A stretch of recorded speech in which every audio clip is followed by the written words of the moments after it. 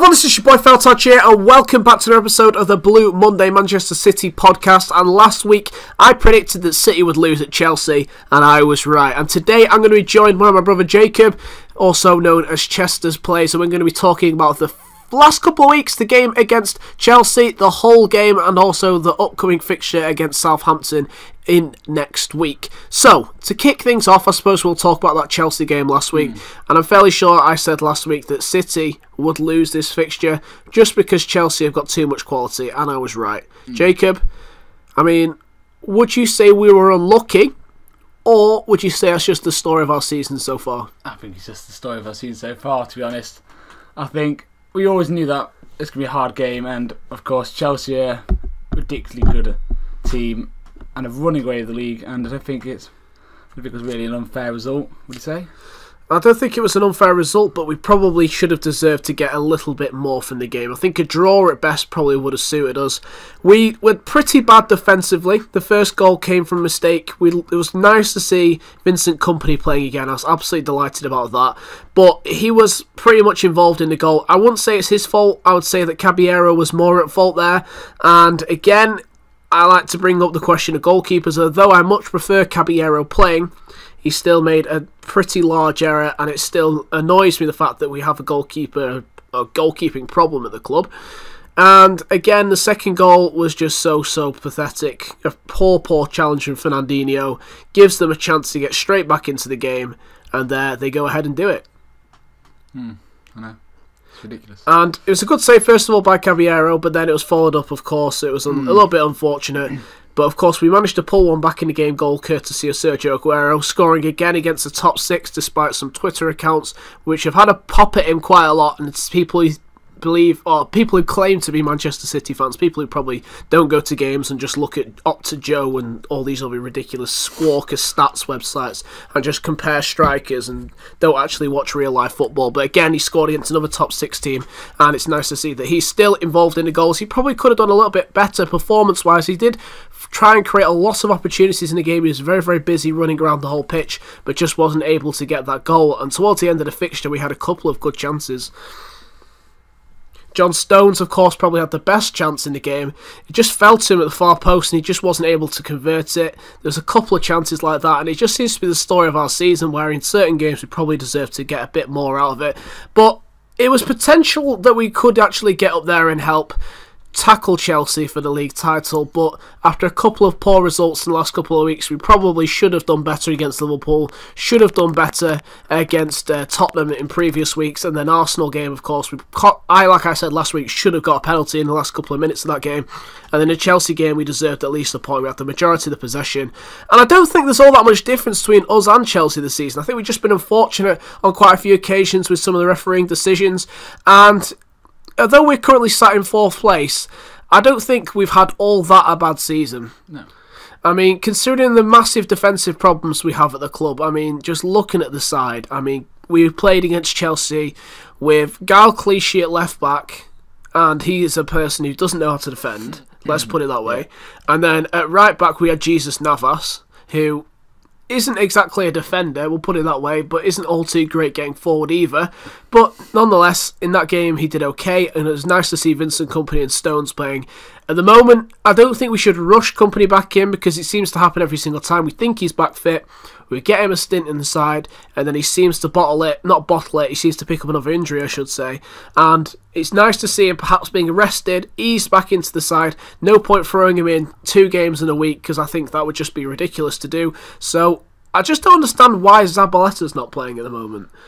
No, it's ridiculous. I think he's probably. I think he wants a bit of a pace probably on that right back maybe. I never really know what's happening in his mind, to be honest. But it's like all his decisions. He's just a bit. You can never predict him. He's an unpredictable manager, but that's kind of what makes him one of the best managers in the world. Well, Allegedly, anyway. But in the past week, there's been news flowing around that Pablo Zabaleta, because he's out of contract in the summer, has signed a 3-year contract with West Ham, which will conclude his 9 years, I think, at the football club, which will be a massive shame if he does go. But unfortunately, I think it's just about time. I mean, I absolutely love Pablo Zabaleta to bits. He'll probably go down as a Manchester City legend at the club. He gives his all. But unfortunately, as I said, times have changed. People change. I mean, we've seen Ivanovic go from Chelsea in January, and he's probably one of the best right-backs in the Premier League, probably of all time. Yeah. And then there's also people like Zabaleta up there as well. Unfortunately, like I said, his legs are just gone, and it's difficult for him to take on people and get forward as much as he used to do, unfortunately. But nonetheless, we'll move on from the Chelsea game and we'll talk about the Hull City game. So last week I said I was going to try and get some opposition perspective on this game. Unfortunately, those guys weren't able to join me. But nonetheless, we'll talk about the game. And I think it was a pretty good all-round performance from City. Some shout-outs to Fabian Delph, who played well in the Chelsea game as well. Perhaps there could be a bit more of a start for him in the future in the Manchester City team. I didn't really see it coming too much. He's hardly played at all this season. But in fairness to Delph, in the games which he has played, he's put in a good shift. Yeah, he's been a decent player. He's got a lot of stick in recent times. But yeah, he's not a bit of a skillster, isn't he? A bit of a skiller, Delphidinho. Hardly. I don't think I'd describe Fabian Delph as a skiller. No, but what I would say is he works hard for the team. Yeah. He's a very passionate player. And I think when you have people like Yaya Toure playing, he doesn't move, let's put it that way, on the pitch. Oh. And then to be having Fabian Delph thrown in, he's going to give his heart and soul. I think it's always quite nice to see him playing. He had a great performance against Hull at the weekend, and I think he did well in both halves of the game. He keeps it simple, very nice, just passing it sideways. I think we did that a little bit too much in the Hull game. That's my big criticism of the fixture. We're just passing the ball around too slowly. And there's certain fixtures where it's going to be a problem, and especially in the Champions League where we're going to get caught out. You can't play that sort of brand of football. I know you're playing Hull, they're a team which haven't done that well this season, but in recent times, last couple of games, they've put in some good performances. So at the end of the day, the 3-1 victory is a pretty decent result. It's a result which we should win on paper. But it was still a not too bad performance, and we probably should have done a little bit better. The first goal, of course, was courtesy of a lovely little own goal by El Mohammadi. The second goal, I think it went down as an Aguero goal in the end. It was just a basic tap-in. I think it did go down as his goal. Yeah. And the final one, of course, from Fabian Delph. Before, in the second half, let's talk about Jake. Claudio Bravo, the world's #1 dodgeball player. He's scared of that football. Why? Why was he playing?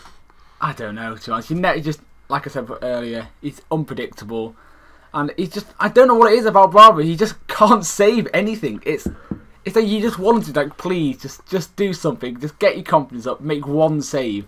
And it was such an easy save as well. I think it was the first shot of the game on target anyway. It was from a centre-back as well. From about, maybe it was about 8 yards away. Yeah. And it was going like a the problem was the ball shouldn't have got in the box in the first place. It was some poor defending. Yeah, and I think he was slightly blocked off. But even still, the difference between Manchester City and the rest of the top 6 clubs at the moment is, most of the top 6 clubs, with it difference except for Liverpool and I'd say Arsenal as well, because Czech hasn't had all that good a season.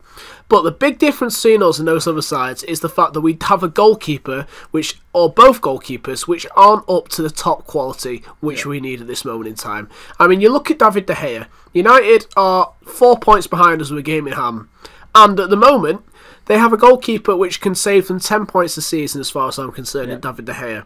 Chelsea have had a cracking year. Courtois has been superb. Tottenham, Lloris is just an incredible goalkeeper. But us, if you look at our options, selling Joe Hart, well, he's going to be sold, let's face it, in the summer, was probably one of the worst decisions. I know he hasn't had a great time over in Italy. He hasn't had the best of goalkeeping performances, but I still feel like Joe Hart is a much bigger, big game player. I know he can't pass the ball, allegedly, but I watched him in the England game pinging balls around against Lithuania and Germany, so I think that's a complete myth. I just think that he wasn't prepared to work with him, and I think if Joe Hart was given time, I'm sure he would come out of it with a much better goalkeeper as a result of under Guardiola. I have to say, Bravo's passing is very nice. Yeah. He starts off at the back, very nice. He passes the ball around very well. He's almost like having a midfielder. This is what me and Jacob, or our other friend who went to the game, said the other day. It's almost like having a fly goalkeeper. having him in goal, Yeah. because he's very good at passing the ball around, but the problem is he just doesn't know how to save anything. It's very, very simple, and it's cost us points. And yet there was a story in the MEN a couple of weeks ago of him saying he doesn't want to leave in the summer, which I'm massively surprised by, because I don't know many City fans which are fans of Bravo at all. Yeah. I mean, he's not adored by the fans, but as I keep saying, the fans will support him as a player if he puts in some good performances on the pitch. But if he keeps on messing up, his confidence is so low at the moment. But then when I saw him playing for Chile the other week, he was making some cracking saves. So it just astounds me. I don't really know what happens when he gets in the City shirt. Like David Silva, when he gets his shooting boots on for Spain. I know. He turns for City, he just can't hit a barn door with a banjo. It's a cow's arse for banjo. I think you've just mixed two things I've there. thrown it up Mixed there. two proverbs Yeah, in the right. same sentence. I like it then. Okay, so we're currently sat fourth in the table with 31 games played, 61 points. We're behind Liverpool with a game in hand, which is coming up against Manchester United on the Thursday fixture the week after next. And on top of that, Tottenham are second with 68, and we can forget about Chelsea in 75. 14 points ahead of us. That is scary. Yeah. But United are hot on our tails with 57, and Arsenal are on 54 with 2 games in hand. Because as I'm recording this, they're yet to kick off their game against Crystal Palace. So it's going to be a really, really interesting fight to the wire at the end of the season. And this game against Southampton, for me, at the weekend, is a potential banana skin. Just because in the past we've played pretty poorly, with the exception of one season under Pellegrini, where Lampard and Clichy scored, I remember pretty well in that game. But last year, we got absolutely plastered by Southampton, and they put in a good shift of the weekend against West Bromwich Albion, a pretty tough place to go at times this season. Some top teams have lost there, except for us. We made them look shocking in that game. I went to that one, battered them by 3-0 away from home. But this Southampton game, we struggled against them earlier on in the season. They got some decent players in their side. What are you thinking, Jake? Oh, it's going to be a tough game, and especially with City at the moment, it's just going to be a bit... You just never know City. Every single time I've been on here, I've said City, it's unpredictable. I've used that word many times, and I just don't really know what's going to happen. You just never know with City. You can either have an unbelievable game, or could be absolutely battered by Southampton. I'm never confident. Well, the thing is with City, at times this season, I feel like we've been better away from home than we have been at home. There's sort of less pressure in a way. I don't really know why that's happened, but as you said, it's definitely going to be unpredictable, the lineup. I've no idea who's going to play. No one can predict it. Perhaps Fabian Delph will play again, but with the game against Manchester United on the the Arsenal game coming the week after, and then the Manchester United game, there's a couple of fixtures coming up. So it'll be interesting to see who he starts with. I don't think there's any point predicting it because we have no idea. At the moment, Sanya's still out injured, so I don't think he's going to be playing. So we'll probably see Navas playing again at right back. At left back, it'll probably be Gal Clichy, but he just doesn't know how to defend. Yeah. At the back, I don't know whether it'll be Company or not, whether he's going to be rested again. I'd love to see him play because especially... And we haven't given a shout out to Vinny yet. Big shout out to Vinny. Happy birthday to Vincent Kompany, aged 31 years young, I have to say. Well done to Vinny. Legend of the Manchester City Football Club, an absolute champion. One of the greats of this football club of all time, and a 2-time Premier League winning captain. Great man. Unfortunately, blighted by injuries in recent years. Yeah. But hopefully we'll see him continuing to play and get back to form and fitness. And if he can play in this Southampton game, it'll be very, very nice to see.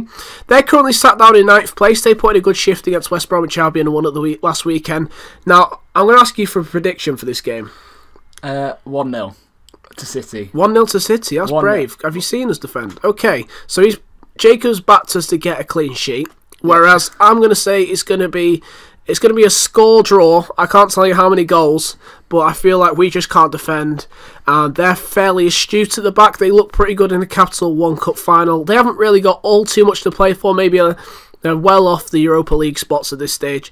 But I think that they still want to have a good end to the season. They haven't really got anything to play for. There's not all too many games left. Whereas we have a big incentive of trying to get into the Champions League at the minimum. So we desperately need a win, because otherwise we are massively threatened by United going above us.